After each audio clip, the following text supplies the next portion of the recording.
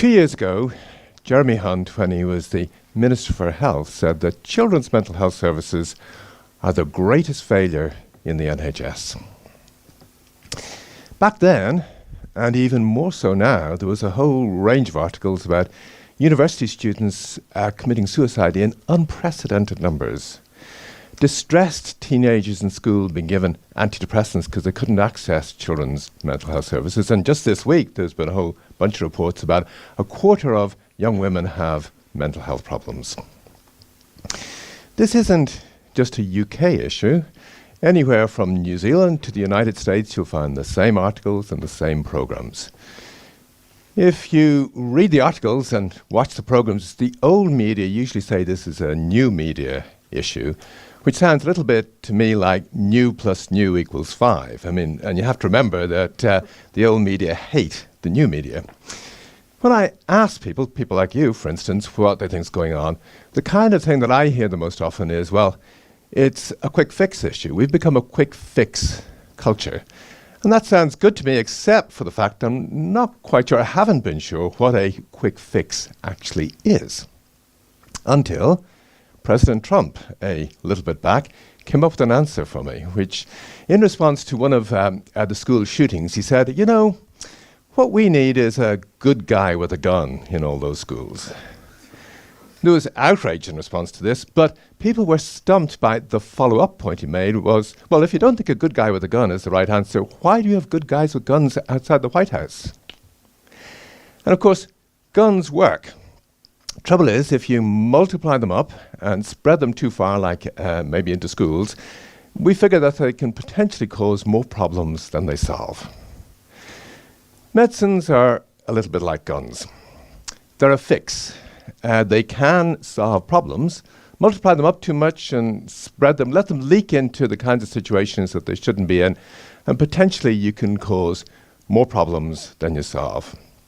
Especially if the information that goes with the medicine is fake information.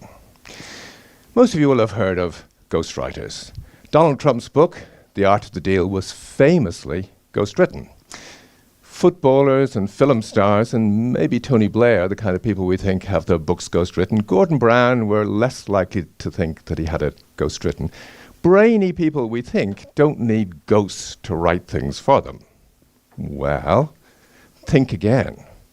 The greatest concentration of ghostwriting on this planet is centered on the drugs that you take, that your doctor gives to you.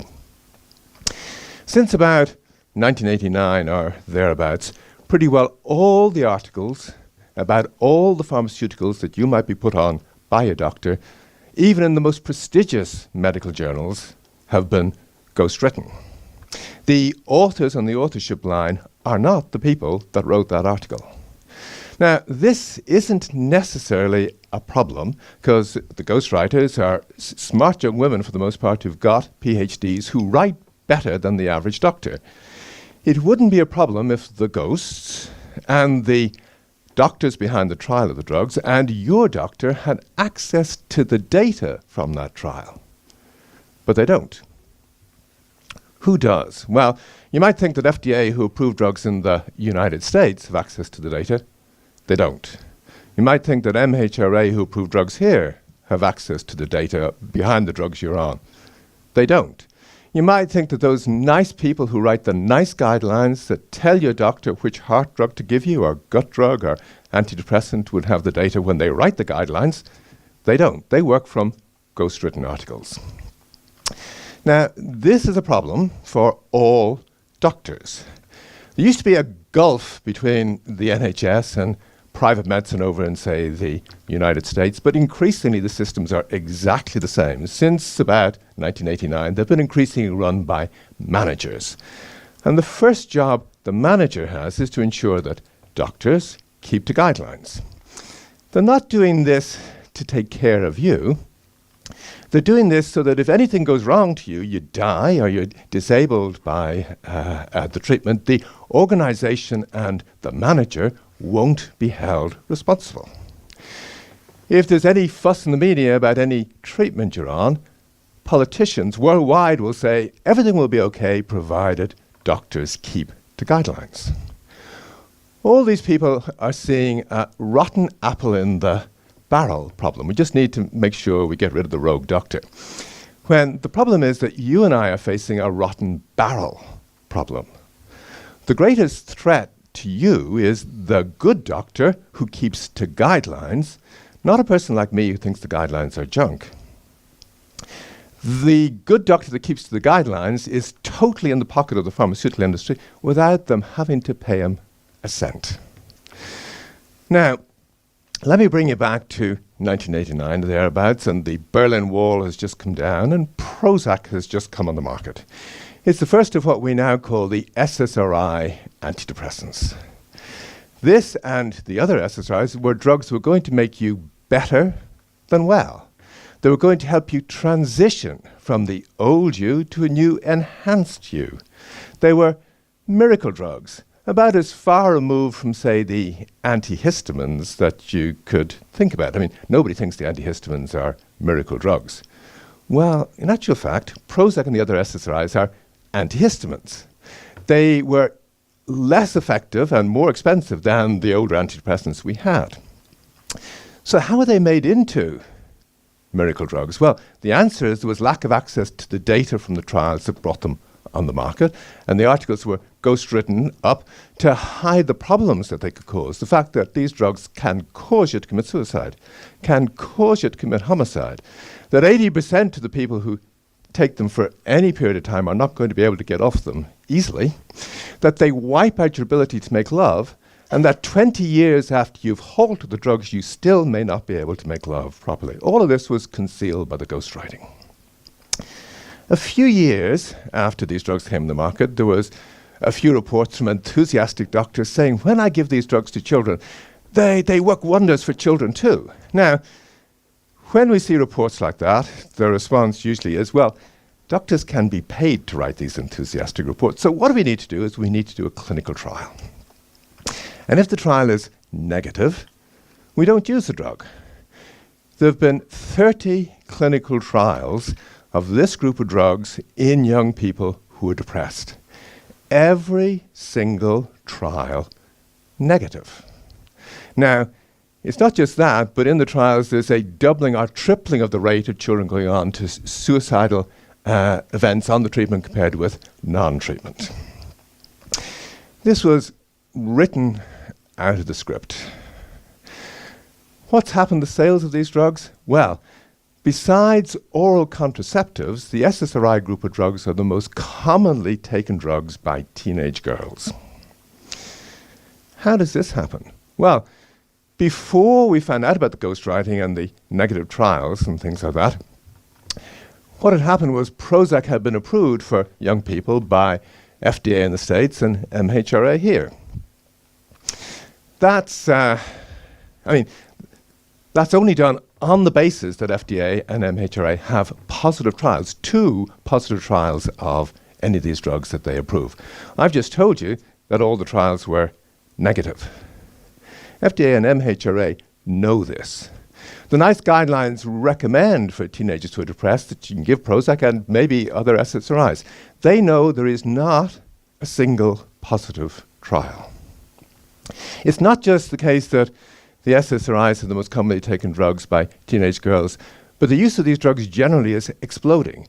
This group of drugs plus related drugs, if you go to universities over in the United States, 50% of the students are on one or other of these drugs.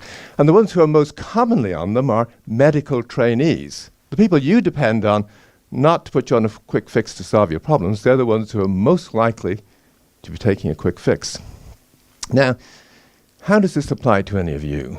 Well, everything I say about the antidepressants for young people applies to every single drug you may be on.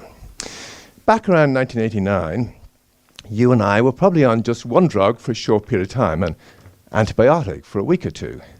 Now, 50% of you over the age of 45 will be on 3 or more drugs every single day of the year. 50% of you over the age of 65 will be on 5 or more drugs every single day of the year. And if you've got a good doctor who keeps to guidelines, you're going to be on more drugs every single year you live. So by the time you get into your 70s, you're going to be on 10 or more drugs. If we don't have the information that makes these drugs safe, that's a problem. What you have to remember in all this is that companies aren't in the business of making you well, or better than well. They're in the business of making sure that their sales of a drug this year are better than last year. They're in the business of trying to transition their drugs from poisons to sacraments. Sacraments are a quick fix. Poisons aren't.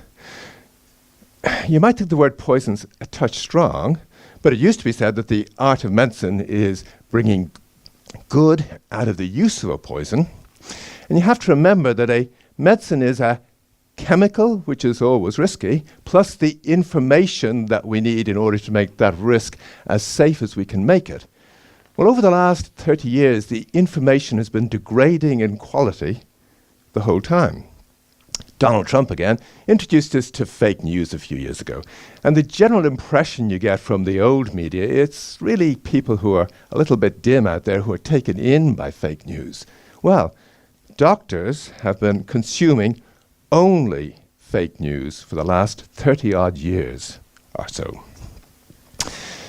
Where does this leave us? Well,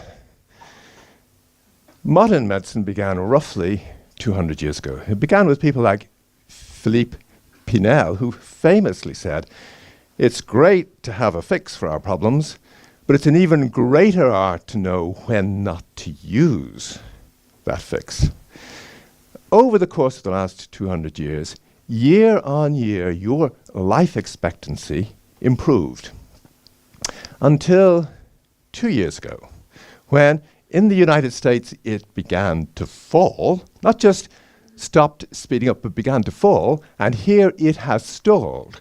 So that the situation now is the life expectancy we thought you had 2 years ago, it's less now than we thought it was 2 years ago, whether you live in the United States or Europe.